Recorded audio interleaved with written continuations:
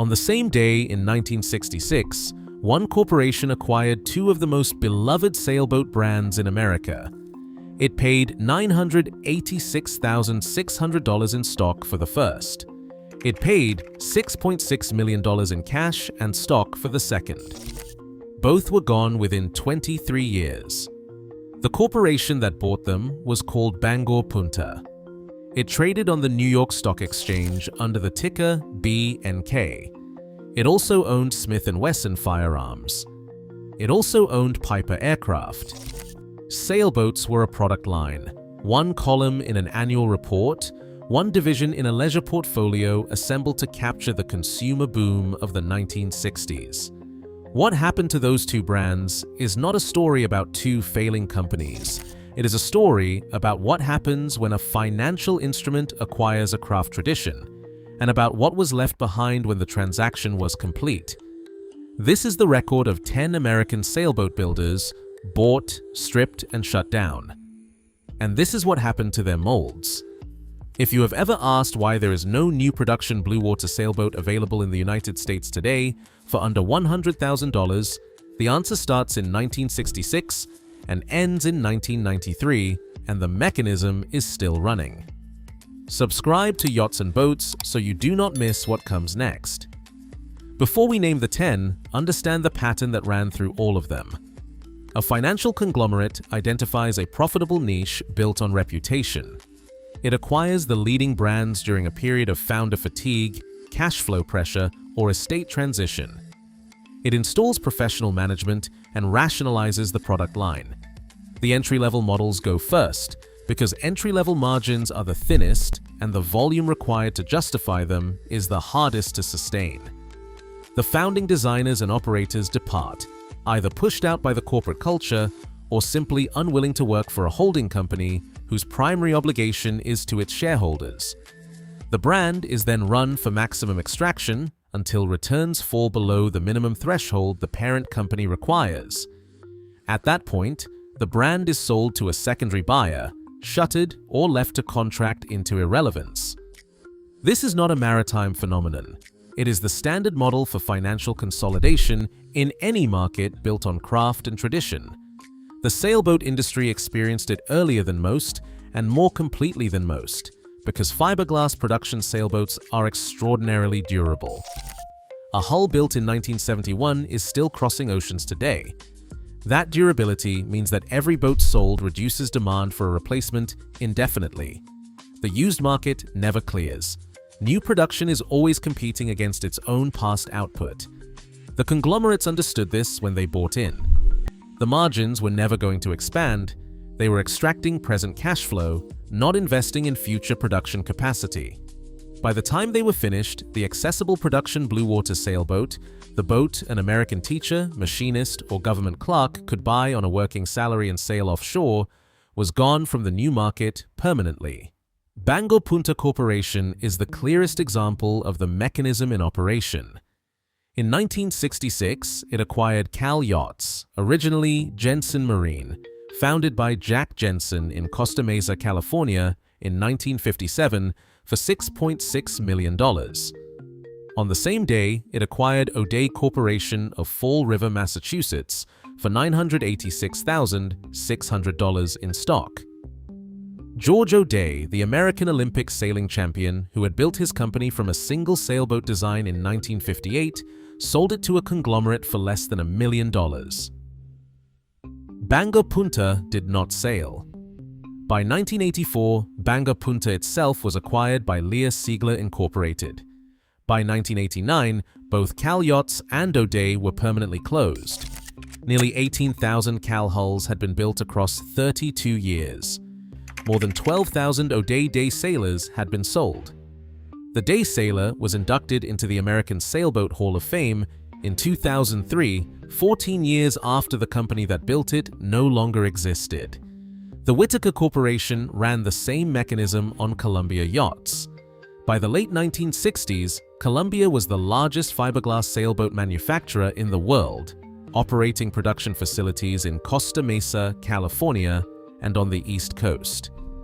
Whitaker, a California industrial conglomerate listed on the New York Stock Exchange, acquired Columbia in 1967. In the early 1970s, the Whitaker Marine Group, which had assembled Columbia, Coronado, Bertram, Trojan, and Riva into a single portfolio, was generating between $250 million and $350 million in annual revenue.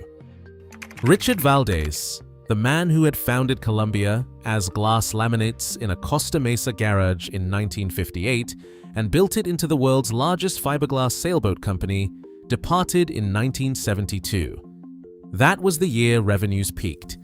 The company was sold to Canadian interests in 1979, passed through 2 more ownership changes, and effectively ended when the factory burned in the late 1980s. The documentation of what happened to most Columbia molds does not exist in the public record. Grumman Aircraft Engineering completed the same pattern with Pearson Yachts. Cousins Clinton and Everett Pearson had debuted the Triton 28 at the New York Boat Show in 1959 for $9,700 and left with 17 orders. By the end of that year, they employed more than 100 people and were producing nearly 1 boat per day from the old Harrishoff yard in Bristol, Rhode Island. It was the same ground where America's Cup defenders had been built for decades. Grumman bought the company in 1960. Both Pearson cousins chafed at the corporate culture and departed within 6 years. Everett to found Tillotson Pearson Industries, Clinton to found Bristol Yachts. Pearson ran for 30 more years under Grumman ownership. It filed Chapter 11 in 1991. The conglomerates completed their work between 1960 and 1989. What they left behind was an industry that had been structurally weakened before the second instrument arrived. Congress provided it. Before the names, the numbers. The National Marine Manufacturers Association estimates that the combined damage of the early 1990s recession and the 1990 federal luxury tax destroyed 100,000 jobs from the economic contraction and 25,000 additional jobs directly from the tax itself. Wellcraft Marine's president testified before the Senate Finance Committee in 1991 with production figures. Between January and August of 1989, Wellcraft produced 431 boats priced above $100,000. In the identical 8 months of 1991, the first year the tax was in effect, that number fell to 107. By the day of the testimony, Wellcraft was producing 0 boats above $100,000 for the American domestic market. At least 8 major builders were gone before the tax was repealed in August of 1993. 6 more followed by 1999. The Pearson Triton sold for $9,700 in 1959. There is no new production bluewater sailboat available in the United States today for under $100,000. That gap is not inflation. It is the consequence of 4 decades of decisions made by people who did not sail. Here is the record. 10 builders, in the order they went dark. Pearson Yachts. Ran from 1956 to 1991. Clinton and Everett Pearson. Started building fiberglass dinghies in a garage in Seekonk, Massachusetts in 1955. The Triton 28, naval architect Carl Alberg's design, went to the New York Boat Show in January of 1959, priced at $9,700, and returned with 17 purchase orders. By the end of that year, Pearson had gone public, purchased the old Harrishoff yard in Bristol, employed more than 100 workers, and was operating 100,000 square feet of production space in Portsmouth, Rhode Island. Grumman bought the company in 1960. Everett Pearson departed in 1966 to found Tillotson Pearson Industries, which went on to build J-boats, fiberglass subway cars, and wind turbine blades. Grumman ran Pearson for 30 more years without its founders. Chapter 11 arrived in 1991. The rights to the Pearson name passed to TP1 Composites as the Pearson Marine Group. The current location of the original Triton molds is not confirmed in any public document. Everett Pearson died on Christmas Eve 2017 in Providence, Rhode Island. He was 84. O'Day Corporation ran from 1958 to 1989. George O'Day was an American Olympic sailing champion who founded his company in Fall River, Massachusetts, and sold it to Bangor Punta in 1966 for $986,600 in stock. More than 12,000 day sailors were built. The Day Sailor was inducted into the American Sailboat Hall of Fame in 2003. The factory at 848 Airport Road in Fall River is now occupied by New England Ropes. Westsail Corporation ran from 1971 to 1981. Snyder and Lynn Vick purchased the molds for the Kendall 32 at a bankruptcy auction in 1971 for $1,800 in cash. They hired designer William Crelock to redesign the deck layout, renamed the boat the Westsail 32, and built a promotional campaign around the world cruising lifestyle so effective that Time magazine ran a 4-page spread on it in June of 1973. 830 Westsail 32s were produced across a decade, along with the W28, the W39, the W42, and the W43. At peak, the order backlog exceeded 100 boats. The company went bankrupt in early 1977, unable to build boats at the contracted prices it had promised. Hans Veerman purchased the company from the receivers, renamed it Westsail International, produced boats for 2 more years, and then held a public auction of the molds in 1979. Ed Parker of P&M Worldwide in Perris, California, purchased the W32 and W39 molds and shipped them to Taiwan for continued production. Don Jones of Jamarco in Santa Ana purchased the W42 and W43 molds and built 9 more boats from them. The W28 molds were purchased by an unnamed buyer who shipped them to Mexico. No boat was ever built from those molds. The W28 molds simply disappeared. That detail doesn't fit the story most people have heard about this era. Which part surprises you more, that viable molds for a proven offshore design were gone within a decade, or that no industry body or owner group made any documented effort to secure them? C&C Yachts ran from 1969 to 2018 across multiple corporate identities. It was founded in Niagara-on-the-Lake, Ontario, through the merger of 4 Canadian marine companies and the design firm of Cuthbertson and Cassian, the 2 Georges whose names gave the brand its identity. The founding capital was raised through an initial public offering on the Toronto Stock Exchange. Manufacturing extended to Germany and to Middletown, Rhode Island. Banks forced the company into receivership in 1990. Hong Kong shipping interests acquired it as C&C Yachts International in 1992. In April of 1994, the Niagara-on-the-Lake factory burned. Most of the original C&C molds were destroyed in a single night. This was not a financial decision, not a market calculation, but fire. The brand changed hands 4 more times after the fire.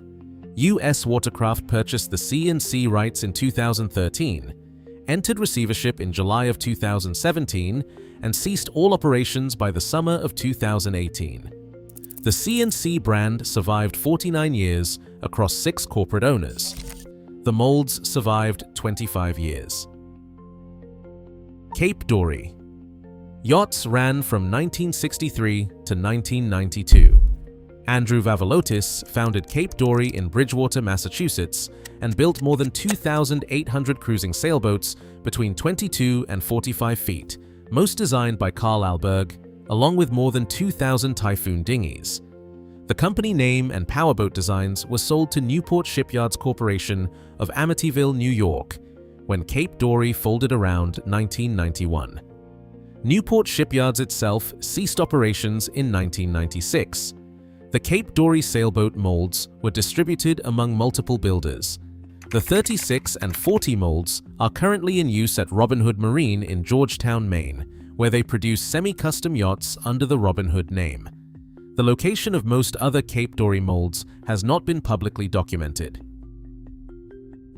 Ericson Yachts ran from 1963 to 1990. It was founded in Costa Mesa by former Columbia Yachts employees, and in its earliest form, the company used molds purchased from a defunct builder and one acquired from a dump operator. The company changed ownership 6 times in 27 years. Naval architect Bruce King designed most of the Ericson catalog. When the company liquidated in 1990, Pacific Seacraft purchased the molds for 6 Ericson models and continued producing boats under the Ericson brand for 9 years. The Ericson brand was officially retired in 1999, 9 years after the company that created it ceased to exist. Columbia Yachts ran from 1958 through the mid-1980s. Richard Valdez and Maurice Threinen founded Columbia as glass laminates in Costa Mesa in 1958, initially producing camper shells and chemical toilets for Sears before pivoting to fiberglass sailboats. By the late 1960s, Columbia was the largest fiberglass sailboat manufacturer in the world. Valdez sold to Whitaker in 1967 and departed in 1972 when the Whitaker Marine Group was generating between $250 million and $350 million annually. The brand passed to Canadian interests in 1979, then to a second Canadian company, and it effectively ended when the factory burned in the late 1980s. No comprehensive documentation of what happened to the Columbia molds exists in the public record. Pacific Seacraft ran from 1976 to 2007. Henry Morschlatt and Mike Howarth founded Pacific Seacraft in Fullerton, California, and built Bill Krelock's bluewater designs, including the Dana 24, the Flicker 20, the PSC 34, and the PSC 37, for 27 continuous years at the same facility. The business was sold to Sing Marine Industries of Hong Kong after the industry downturn of the 1980s. In 2007, Pacific Seacraft filed for Chapter 11 protection. Stephen Brody purchased the company's assets at a bankruptcy auction in September 2007 and relocated the tooling to Washington, North Carolina. 6 hulls were in process at the time of the sale. Irwin Yacht and Marine Corporation ran from 1966 to 1992. Ted Irwin founded his company in St. Petersburg, Florida, after working under Charlie Morgan at Morgan Yachts. At peak, the Irwin facility exceeded 75,000 square feet and employed more than 300 workers. The company produced more than 6,000 hulls. It built more large cruising sailboats over 50 feet than any other manufacturer in the world.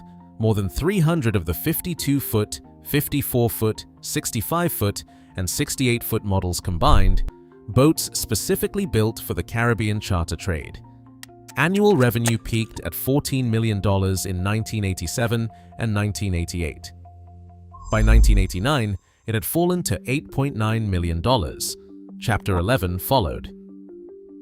Creditors accepted 35 cents on the dollar in 1990. American Cruising Yachts Company continued production for 1 more year before closing permanently in 1992. Ted Irwin died on February 5, 2015. He was 74. Morgan Yachts ran as an independent company from 1963 to 1984. Charlie Morgan founded Morgan Yachts in St. Petersburg, Florida, after establishing himself as a competitive racer and naval architect. He was the same man who designed the 12-meter sloop Heritage, an America's Cup contender in 1970, and he sailed it to Newport for the trials on its own bottom. Between 1971 and 1984, more than 1,000 Morgan Out Island 41s were built. Catalina Yachts acquired Morgan in 1984 and subsequently used some of the original Morgan molds to produce the Morgan Classic 41 under the Catalina umbrella. Charlie Morgan died on January 7, 2023. He was 93. The man outlasted his company by 39 years. The 10 names are on record. The conglomerates had worked across 2 decades, buying, rationalizing, disposing. What remained by 1990 was an industry that had already absorbed substantial structural damage before the second instrument arrived. On November 5, 1990, the United States Congress passed the Omnibus Budget Reconciliation Act. Inside the tax provisions was a 10% federal luxury tax on new boats priced above $100,000, championed by Ways and Means Chairman Dan Rostenkowski. The luxury tax was presented as a way to raise revenue from wealthy buyers of luxury goods. The architects of the provision had not modeled the production impact on domestic builders who had no capacity to shift their supply chains abroad. The tax took effect on January 1, 1991. By the first quarter, approximately 80% of new boat sales above $100,000 had been eliminated. Wealthy buyers purchased imported boats instead, or deferred the purchase entirely. American builders had no equivalent hedge. Their labor, their facilities, their materials, all domestic, all exposed. Brunswick Corporation closed 5 plants and laid off nearly 1,000 employees in 1990 alone. Wellcraft, in their congressional testimony, went from 431 boats priced over $100,000 in the first 8 months of 1989 to 107 in the same period of 1991, and to 0 by the date of testimony. Congress repealed the tax in August of 1993, 32 months after it took effect. By then, at least 8 major builders had closed permanently, the workforces had dispersed, and the molds had been sold, destroyed, or shipped overseas. The industry it damaged has not fully recovered. In October of 2025, Catalina Yachts, the largest production sailboat manufacturer in the United States, builder of more than 80,000 boats across 56 years of continuous operation, halted production at its facility in Largo, Florida. The new owner had acquired the company in May of 2025 and was evicted from the plant 5 months later for non-payment of rent. Employees reported missed payrolls. The mechanism that opened with Bangor Punta in 1966 is not a closed chapter. Every builder in this record is gone. The boats they built are still sailing. A 1971 Westsail 32 is available for purchase right now on the used market. A 1963 Cape Dory completed an Atlantic crossing last summer. The Pearson Triton, built in 1961, is still racing in New England, 64 years after the boat took 17 orders at the New York Boat Show and sent the Pearson cousins scrambling to find production space in the old Harrishoff yard. The O'Day factory at 848 Airport Road in Fall River, Massachusetts, now houses New England Ropes. The Columbia Yachts production facility in Costa Mesa no longer produces fiberglass hulls. The Harrishoff yard in Bristol, Rhode Island, where the Pearson cousins purchased their first production site, is quiet. The designers outlasted the corporations. The boats outlasted the accountants who closed the factories. The Pearson Triton sold for $9,700 in 1959. There is no new production bluewater sailboat available in the United States today for under $100,000. That gap is not inflation. It is the cumulative result of conglomerate acquisition, margin extraction, legislative miscalculation, and decisions made by people who had never cast off a dock line. The boats they left behind are the evidence. The molds they disposed of are the verdict. The ledger does not lie. If this is the kind of forensic record you want more of, subscribe to Yachts and Boats.